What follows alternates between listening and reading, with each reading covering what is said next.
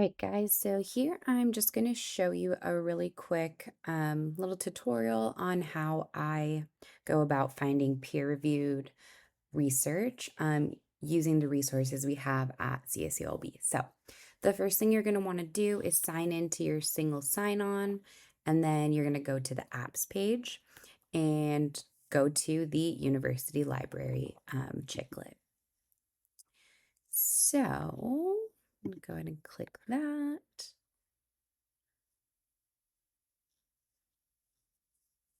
Okay, cool. So now we are in the university library page, and what you could do is you could type in what you're looking for here, but it's going to be very broad and give you a lot of um, a lot of resources that aren't really relevant to what you're trying to do. So it's better to get more specific and go over here to where it says advanced search. And then it's going to bring this page up called One Search. Okay. So the first thing you want to double check is that you're actually signed in up at the top corner. Because if you're not signed in, then it doesn't recognize that you have the correct credentials to access all of the resources the library has. Okay, so we're signed in. Now we are going to kind of type in what we want. So this is where you guys get to be creative and pick like whichever physiological topic most interests you. So I'm just going to give an example. So let's say I would like to search for, okay, I have resistance training here, so cool. I want to look at the effects of resistance training. So this is like weightlifting at the gym. How does weightlifting at the gym affect people with type 2 diabetes? Like, how can they use exercise to maybe reverse it? I'm just typing these two phrases in because this is generally the topic I want to look into. Now, I'm being very vague and very broad because I don't have a specific thing in mind that I am set on because I'm just trying to browse right now. But if you have a very specific topic that you want to look at, you can go ahead and be more specific in these lines, and you can even add more. So for our specific for your specific presentation, the requirements are that your article is of a single study, meaning it can't be a meta-analysis or it can't be basically like somebody looking at a bunch of studies and then giving information on all of those studies. Okay, so it has to be one single study. Okay, so no meta-analyses and no why am I blanking on the word? No review articles. There we go. Okay, so I got resistance training, and here you can get even more specific, right? Like if you knew the author, even you can put that in. Some of these aren't really relevant for looking at a review article. I just like to put any field to get the most kind of options. Okay, so then you can even over here say contains or exact or even starts with. Okay. So I'm going to just do contains again. We're keeping it broad. And then, so this is saying I want something with resistance training and type 2 diabetes. Okay. Now, what I could also do is what do I not want to include? So you can change this and to not, or you can even change it to or. So say maybe I'm just interested in type 2 diabetes, but I also want to know about aerobic training, like running. I could put resistance training or aerobic exercise so that I would get articles that tell me about either of these. But I don't want to do that. I want to actually exclude some things. So, generally, in the title, if they are doing a meta analysis or a review, they're going to usually have that in the title. So, this is again, this is not required, but just something I like to do. I want to exclude from the title review. Okay, I don't want a review article. And then I also want to exclude from the title meta-analysis. Okay. All right, so then what we're going to do is go ahead and hit search, and let's just get a general idea of how many articles are compiled from this search. Okay, a lot. So if you look here, that's a lot. Okay, we are not going to want to go through all of those. So we need to, again, narrow it down to what do we really want. So that's where you'll come over here to the filter. And here you can sort it by relevance or the date. I usually start off, oops, I shouldn't have clicked that right away. We'll just let it reload. I usually start off with relevance, and then once I get it to maybe like under 1,000, then I kind of switch it to the date. So that way I'm getting the most up to date, the newest studies. So first thing we want to do is select that we want the full text to be online. So this means that I don't have to physically go to the library to get it. Next thing is I always want to make sure that I have peer-reviewed journals selected. Okay, it has to be peer-reviewed. That is always a requirement whenever you're doing anything in academia. Open access, because my search is so broad, I'm going to go ahead and select that, but that just kind of means that this article is open to everyone. But because you are enrolled at CSULB, you have access to everything that is licensed with the school, essentially. So this would be more applicable if you didn't have an association to an institution, and therefore you would need something that had open access, meaning you don't have to pay for it. But we're going to go ahead and select that. Okay, next thing, the types of resources.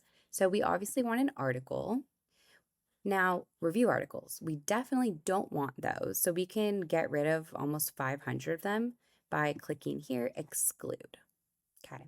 And you can go even further down the resource types and exclude or include whichever ones you were looking for, if maybe if this is for a different assignment. But for us, this is fine. Okay.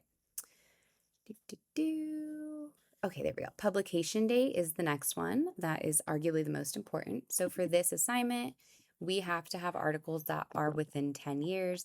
So I'm going to do 2015 to 2025. Hit that. I can hit update, or I can just apply all of them. So just as a recap, full text online, the sort you can, again, whichever one you prefer. Need that peer reviewed. Open access is a great thing to do. We want to select articles, exclude review articles, and then make sure you have the time period for which you are looking at. So let's go ahead and apply the filters and see if this helps us get narrowed down even more. All right, great. So now you see here we only have about 1,300 results. So that's a lot better, definitely a lot better. And then over here, it just shows you these are the filters that are active. I like to hit remember all the filters. So that way, if I want to, like if I change my mind on what I actually want to research, I don't have to keep resetting all the filters. Okay. All right. So from here, we can just essentially kind of scroll through. Again, this is a lot, but I did it purposefully in a very vague fashion. So we're just getting ideas. So I'm going to just start kind of looking and see. Okay, first one. Functional high intensity exercise training ameliorates insulin resistance and cardiometabolic risk factors in type 2 diabetes. Okay, I could check that one out if I wanted to. I think that one's going to be a little too vague for me. I want to be a little more specific. And again, this is all preference. You could totally select that one and be happy with it. This one is looking at lifestyle intervention on glycemic control in type 2 diabetes. That's good.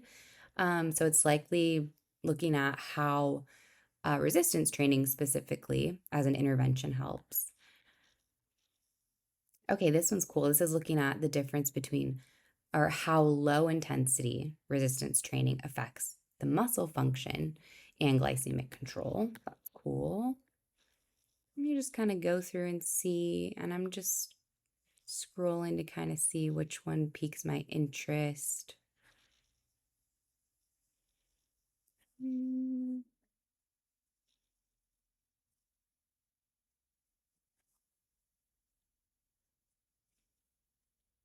I'm not really loving any of these too much, so I'm going to switch it and let's just see what's the newest out there.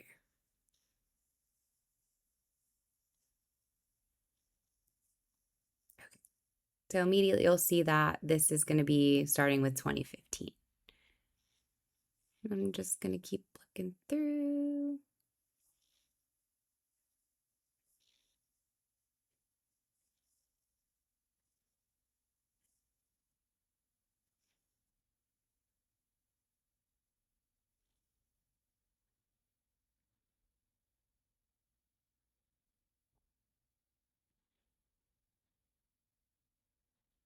Hmm. So this one would be like different types of exercise on diabetic cardiomyopathy. That's interesting. And this one is interesting too. It's looking at how exercise and broccoli supplementation specifically is going to affect biomarkers. That's interesting. Um,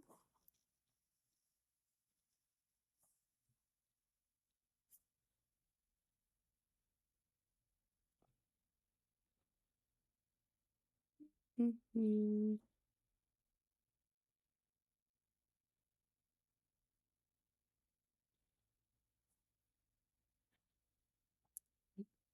You kind of honestly get lost down a rabbit hole looking at all of these.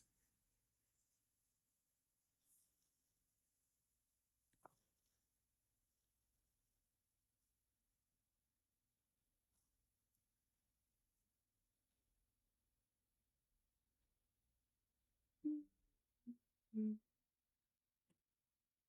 Oh, this one's kind of interesting. Okay, so this one is looking at what, like using telehealth um, to kind of monitor exercise or physiotherapy in older patients who have type 2 diabetes. And it is a randomized controlled trial, which is always fantastic. So you see down here, it is peer reviewed, open access. That's great. The full text is available. I can read it online or I can just straight get the PDF. So you guys need the PDF for sure because that's what you're going to submit. Um, so let's just check it out. Okay, cool. So this is under ProQuest. So I could look at it here or I could just simply download it to my computer. I'll just leave it here for now. But yeah, you could obviously just download and save it. So here I can see that this is from the Journal of Diabetes Investigation. And here are the authors. We have our title, obviously, and then obviously where they did this study. So it looks like this one was done in Japan, which is totally fine. You don't have to necessarily pick one from the US. And let's just take a look at the abstract. So their aim looks like it was to see whether a regular intervention using modern communication, which is telehealth, in older patients with type 2 diabetes is going to be more effective than, I guess, not having any intervention.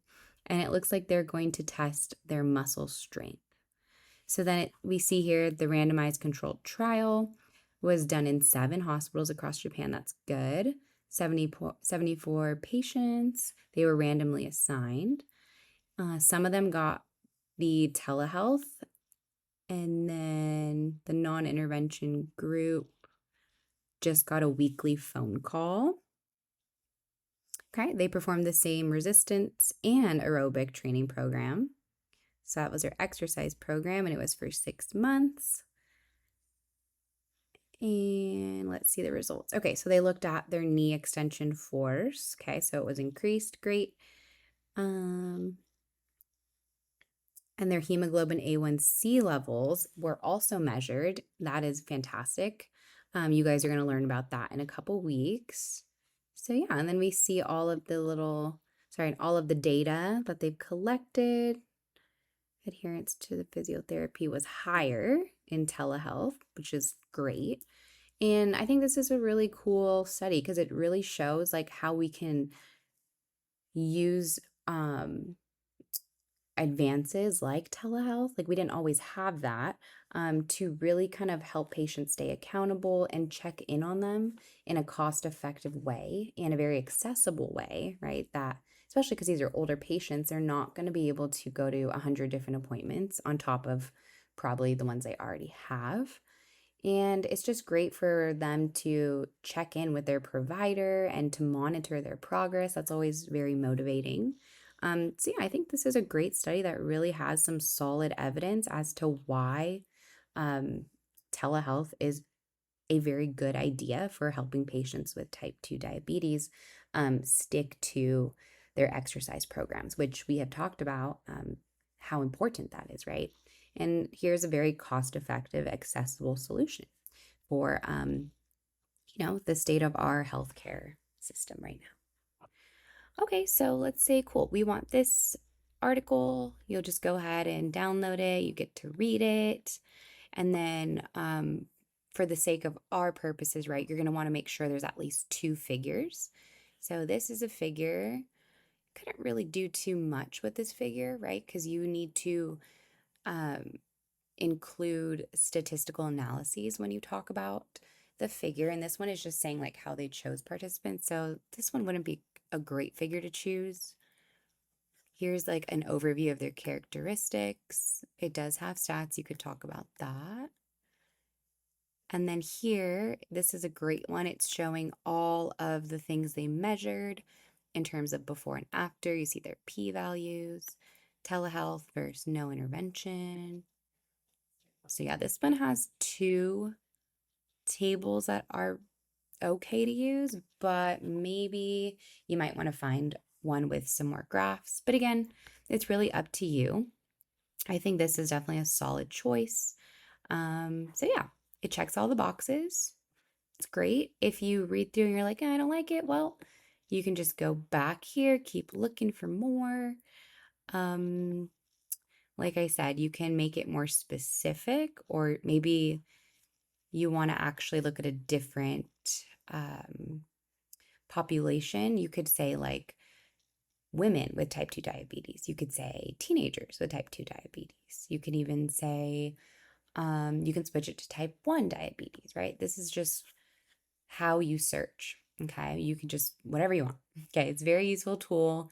And I like that it really narrows down the things you actually have access to. So you're not wasting your time. Like you get a really cool article and then you can't access it. That's always very frustrating. So hopefully this kind of helps you navigate through how to get started on searching for articles. You can always use different resources like PubMed or Google Scholar. But again, I find that going through your affiliated university tends to give you the best quality and the biggest pool of articles to look through. All right, hope that helps.